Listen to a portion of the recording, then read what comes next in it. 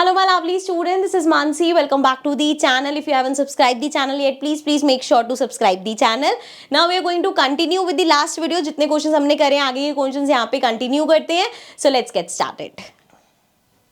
So question number 14 says an electric heater is rated 1500 watt. How much energy does it use in 10 hours? तो हमें यहाँ पे energy निकालनी है. So हमें पता है पावर हमारा होता है, पावर का फॉर्मूला क्या होता है, power equals to work upon time, ये हमने पढ़ा हुआ है. और work is nothing but energy, ये भी हमने पढ़ा हुआ है. सो यहाँ से मैं डिराइव कर सकती हूँ कि power is equal to energy upon में टाइम. ठीक है, अब यहाँ पे टाइम है, पावर है, हम एनर्जी निकाल सकते हैं.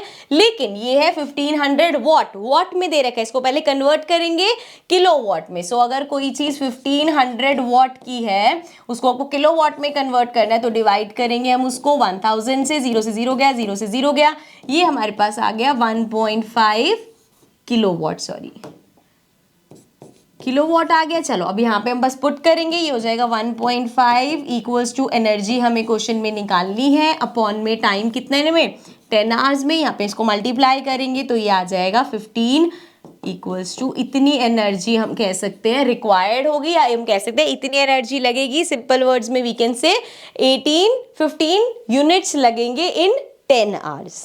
ओके जी, समझ में आ गया. So this was our 14 question. Now will move to the next question. Question number next हमारे पास 15 है. ये थोड़ा सा ध्यान से समझने वाला क्वेश्चन है. इस टाइप के क्वेश्चन मुझे नहीं लगता एग्जाम में आएगा, थोड़ा सा लंबा हो जाएगा समझाने में, तो थोड़ा सा ओपन माइंड से समझना इस क्वेश्चन को. चलो स्टार्ट करते हैं. Illustrate the law of conservation of energy by discussing the energy changes which occur when we draw a pendulum bob to one side and allow it to oscillate. इस तरीके से एक पेंडुलम हमारा work करता है. Why does the bob eventually come to rest? What happens to its energy eventually? Is it a violation of law of conservation of energy? So यहाँ से आपने वो बॉब छोड़ा तो वो इस तरह से movement to and fro movement करता धीरे होगी स्पीड, धीरे धीरे करते करते एक पॉइंट पे आके रेस्ट पे आ जाएगा. करेक्ट. सो वो कह रहे कि अब वो रेस्ट पे आ गए तो क्या इसका मतलब ये हुआ कि एनर्जी डिस्ट्रॉय हो गई. जैसे हम कहते हैं भाई कि एनर्जी ना क्रिएट कर सकते ना डिस्ट्रॉय कर सकते, तो वो कह रहे इस केस में तो फिर हमारा जो law of conservation of energy है वो वॉयलेट हो गया. सो अब पढ़ते हैं कि कैसे नहीं हुआ. ठीक है, ध्यान से समझना. When the pendulum bob is pulled say towards left side पे आपने उसको पुल कर लिया, the energy supplied is stored in it in the form of PE. मतलब ये पोटेंशियल एनर्जी की तरह, क्योंकि आपने पोजीशन चेंज करी, अब उसमें पोटेंशियल एनर्जी भर चुकी है. On account of its higher position, क्योंकि उसको आप हायर पोजीशन में लाए हो. When the pendulum is released so that it starts moving towards right, then its potential energy changes into kinetic energy such that it's in mean position it has maximum kinetic energy and zero potential energy. मतलब जो उसकी mean position होगी वहां तक पहुंचने में उसकी kinetic energy maximum होगी एंड उसकी जो पोटेंशियल एनर्जी है वो बिल्कुल जीरो हो चुकी होगी. As the pendulum move towards extreme right, जब वो पूरा राइट पे पहुंच जाएगा, its kinetic energy changes into potential, क्योंकि अब फिर से वो थोड़ी सी हाइट पे आ गया है, तो जो काइनेटिक, क्योंकि मोशन ऐसा नहीं कि वहां पे रुक जाएगा, बट फॉर मतलब लाइटेस्ट सेकंड भी अगर हम कहें, सो वो काइनेटिक एनर्जी फिर से पोटेंशियल एनर्जी में चेंज हो रहा है such that at the extreme position it has maximum potential energy and zero kinetic. अब वहां पे उसकी पोटेंशियल एनर्जी मैक्सिमम है लेकिन काइनेटिक एनर्जी अब जीरो है उसमें, क्योंकि मूवमेंट नहीं हो रहा. आगे देखते हैं. एक्स्ट्रा आगे ना मैं शायद नहीं, अरे भाई हाँ जी. When it moves from its extreme position to mean position, its potential energy again changes to kinetic energy. मतलब ये पूरा चलता जाएगा जितनी बार भी वो इधर उधर जाएगा. This illustrates the law of conservation of energy. Eventually the bob comes to rest. अब वो जो हमारा मेन पॉइंट है कि वो फाइनली रेस्ट पे आ जाएगा, because during each oscillation a part of energy possessed by it transferred to air and in overcoming friction at the point of suspension. It is never कि वो यहाँ पे इतना फास्ट किया और यहाँ पे आके रेस्ट पे आ गए, नहीं। मैंने बताया वो हर एक्सेलरेटर, मतलब एक बेसिक एग्जांपल है यार, मैं क्या बता रही हूँ इसमें आपको भी दिखेगा, उसकी इवेंचुअली स्पीड कम होती जाती है। ऐसा नहीं है कि एकदम से मीन पे आता है, एंड टाइम पे भी वो ऐसे ऐसे ऐसे ऐसे करके फाइनली एक पॉइंट पे आके रुकेगा, क्योंकि हर जितनी बार वो इधर उधर हो रहा था, कुछ पार्ट ऑफ एनर्जी एयर में जा रहा था, जो फ्रिक्शन से वो कॉज हो रही थी, उसमें उसका पार्ट ऑफ एनर्जी जा रहा था। तो वो माइनर एनर्जी का पार्ट वहां खर्च होता होता होता होता फाइनली जब वो रेस्ट पे आया तो उसमें अब कोई एनर्जी नहीं बची थी। ठीक है, आगे पढ़ लेते हैं।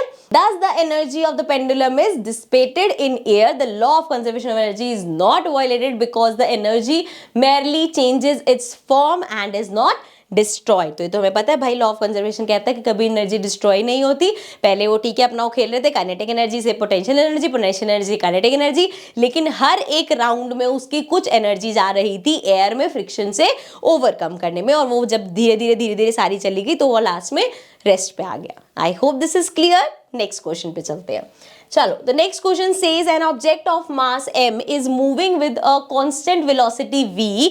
How much work should be done on the object in order to bring the object to rest? अब वो कह रहे हैं एक ऑब्जेक्ट है जिसका मास है m और वो मूव कर रहा है with a constant velocity v, और उसकी वेलोसिटी v है। How much work should be done on the object? अब उस ऑब्जेक्ट पे कितना काम किया जाए in order to bring the object to rest. अब उस ऑब्जेक्ट को हमें रेस्ट पे लेके आना है, तो समझते हैं।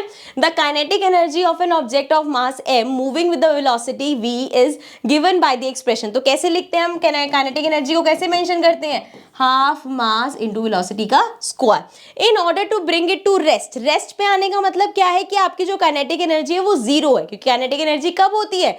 जब मोशन होता है। So in order to bring it to rest its velocity has to be reduce to zero, उसकी वेलोसिटी हमें जीरो करनी पड़ेगी। And in order to accomplish that the kinetic energy has to be drained off and sent somewhere else. अब इसको velocity zero करने के लिए, stop तभी होगा ना उसकी वेलोसिटी जीरो होगी, और अगर काइनेटिक एनर्जी हमें जीरो करनी है तो kinetic energy of course energy है, उसको आप डिस्ट्रॉय नहीं कर सकते, हमें उस एनर्जी को कहीं ट्रांसफर करना पड़ेगा। तो क्या हो करना पड़ेगा? An external force has to absorb energy from the object that is do negative work on it equal to its kinetic energy. जब इस पे कोई नेगेटिव वर्क होगा, जैसे सिंपल वर्ड्स में अगर एक ऑब्जेक्ट आपके पास आ रहा है और किसी फोर्स से आ रहा है और आप उसी फोर्स से उसको रोकते हो, तो उस केस में आप क्या कर रहे हो? आप उसको रेस्ट पे कैसे ला रहे हो? इक्वल फोर्स लगाया है ऑपोजिट डायरेक्शन में। अब वो कह रहे हैं क्योंकि ये एनर्जी का केस है, डिस्ट्रॉय नहीं कर सकते, तो जितना ये वैल्यू है इसी वैल्यू का आपको नेगेटिव डायरेक्शन में लगाना पड़ेगा, एंड इस तरीके से कि वो एनर्जी किसी और एनर्जी में कन्वर्ट हो जाए। ठीक है, समझ में आया? आगे बढ़ते हैं। Question number 70 says calculate the work required to be done to stop a car of 1500 kg moving at a velocity of 60 kilometre per hour. So अगर हमें निकालना है कितना वर्क करना पड़ेगा, अगर आपको एक 1500 kg की मास दे रखा है, ये गाड़ी रोकनी है जिसकी वेलोसिटी 60 किलोमीटर पर आवर है। Before doing anything on this, सबसे पहले हमें क्या लेना पड़ेगा? यहाँ दिख रहा है किलोमीटर पर आवर में, इसको कन्वर्ट कर लेना। ये गलतियां बहुत होती है, पूरा क्वेश्चन कर दिया, कन्वर्ट करना ही भूल के। सो यहाँ पे है हमारे पास 60 किलोमीटर पर आवर, इसको हमें कन्वर्ट करना है मीटर पर सेकेंड में। ठीक है जी। सो कैसे कन्वर्ट करते हैं? किलोमीटर को मीटर में कन्वर्ट करने के लिए मल्टीप्लाई बाय 1000 एंड आर को सेकेंड में कन्वर्ट करने के लिए डिवाइडेड बाय 3600। जीरो से जीरो कैंसिल हो जाएगा यहाँ वाला, ये हमारे पास आ गया। अच्छा, अभी और भी कैंसिल हो सकता है। 3 के टेबल से इसको कट करते हैं, ये आ जाएगा 1 2, इससे करेंगे ये आ जाएगा 20, 12 और 10 हो सकता है, या 12 किसी से भी कर लो, ये 5 आ जाएगा, ये 6 आ जाएगा। 6 को करेंगे, 6 को ये आ जाएगा 3, ये आ जाएगा 10, 10 इंटू 5 इज 50 अपॉन में 3। दोबारा से लिख देती हूँ मैं, तो ये आ गया हमारा 50 अपॉन में 3 मीटर पर सेकेंड। ठीक है, आप चाहो तो यहाँ पॉइंट में कर सकते हो, नहीं तो आगे अभी कैलकुलेशन होगी वहां पे कन्वर्ट कर लेंगे। सो अब हमें निकालना क्या है? Calculate the work required to be done. अब उस गाड़ी को अगर आपको स्टॉप करना है तो कितना उस पर काम करना पड़ेगा? काम करना पड़ेगा मतलब कितनी एनर्जी लगेगी? अगर वो मूव कर रही है तो जितनी उसकी मूवमेंट है उसमें जितनी काइनेटिक एनर्जी है, रेस्ट पे लाने के लिए हमें उसकी अभी जो हम क्वेश्चन समझ के आए हैं उतनी ही एनर्जी हमें लगानी पड़ेगी। मतलब सिंपल काइनेटिक एनर्जी निकाल लेंगे हम इसमें। सो काइनेटिक एनर्जी होता है half m into V square. So ये हमारा हो जाएगा हाफ, मास कितना है 1500 था ना, हाँ 1500 इंटू वी स्क्वायर मतलब 50/3 इंटू 50/3। सो ये हमारा हो जाएगा, देखो कुछ कैंसिल हो सकता है, ये हो जाएगा 3 हो जाएगा 500 और तो कुछ कैंसिल नहीं हो रहा, नहीं 2 है ना यहाँ पे। सो इसको कैंसिल करेंगे, इससे ये आ जाएगा 250। तो हमारे पास आ गया 250, अरे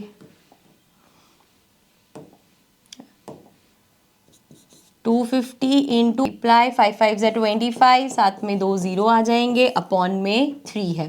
सो 25 इंटू 25 का स्क्वायर 625 होता है, साथ में हमारे पास 3 जीरोज़ हैं, अपॉन में 3। तो इसको कट कर लेते हैं, 3 2 ज़ा 6 हो जाएगा, ये हो गया हमारे पास 0, 25 की जगह 8 ज़ा 24 बचा 10, 3 से करेंगे 9, तो ये 3 3 3 चलता रहेगा, पॉइंट के बाद भी 3 3 चलता रहेगा। तो ये आ गया हमारा, इतना जूल ऑफ वर्क करना पड़ेगा हमें अगर उस कार को स्टॉप करना है। I hope the question is clear. Next question पे चलते हैं। क्वेश्चन नंबर 18 है हमारे पास, in each of the following a force F is acting on an object of mass M, the direction of displacement is from west to east shown by the longer arrow. Observe the diagram carefully and state whether the work done by the force is negative, positive और zero. सो ये हमारे पास figure है, एक एक करके इसको समझते हैं। ये क्वेश्चन, अच्छा पहले मैं आपको वहां पे समझा देती हूँ, फिर यहाँ पे आके पढ़ेंगे, ठीक है। ये हमने नोट्स में अच्छे से डिस्कस किया था। देखो इस केस में क्या हो रहा है, ये हो रहा है हमारा डिस्प्लेसमेंट और यहाँ पे लग रहा है फोर्स। तो क्या हो रहा है, डिस्प्लेसमेंट इधर है, फोर्स इधर लग रहा है, क्या बन रहा है हमारा, ये परपेंडिकुलर आ रहा है, 90 डिग्री का एंगल बन रहा है, परपेंडिकुलर है, that means zero work is done. ठीक है, मैं पूरा कैसे लिखना है वो भी एक्सप्लेन करूंगी। नेक्स्ट पार्ट पे चलते हैं। यहाँ पे हमारा डिस्प्लेसमेंट हो रहा है और इसी डायरेक्शन में फोर्स लग रहा है, जिस डायरेक्शन में फोर्स है उसी डायरेक्शन में डिस्प्लेसमेंट हो रहा है, सिंपल, पॉजिटिव वर्क डन। ठीक है ना, ये तो हमारा आइडियल केस हो गया ना भाई। अब इस केस में देखो डिस्प्लेसमेंट हो रहा है यहाँ पे और फोर्स लग रहा था इधर, फोर्स आप इधर लगा रहे हो, डिस्प्लेसमेंट इधर हो रहा है, दैट मींस ऑपोजिट डायरेक्शन में। फ्रिक्शन के केस में हो जाता है ना ये, सो इस केस में हम कह सकते हैं नेगेटिव वर्क डन। ठीक है, मैं शॉर्ट में लिख रही हूँ। अब इसको आप कैसे लिखोगे, कैसे एक्सप्लेन करेंगे, यहाँ पे पढ़ लेते हैं हम एक एक करके। चलो, सो इस केस में हमारा परपेंडिकुलर था, हमने कहा था no work is done, so हम लिखेंगे in this case the direction of force acting on the block is perpendicular to the direction of displacement, therefore work done by the force of the block is zero. Next case में इसमें हमने देखा था positive होगा क्योंकि जिस direction में वो है, चलिए मैं एक्सप्लेन करके आ चुकी हूँ, बस ये पढ़ देती हूँ आपको। इन this case the direction of force acting on the block and the direction of displacement is same, therefore work done by the force on the block will be positive. Last है हमारे पास, in this case the direction of force acting on the block is opposite to the direction of displacement, therefore work done by the force on the block will be negative। ठीक है, clear, ये हमने तीनों चीजें समझ लिया, आगे बढ़। So that's it for this video. बाकी के जो भी हमारे क्वेश्चंस अभी बचे हैं नेक्स्ट वीडियो में कंटिन्यू करेंगे। So I will see you all in the next video. Take care and bye bye.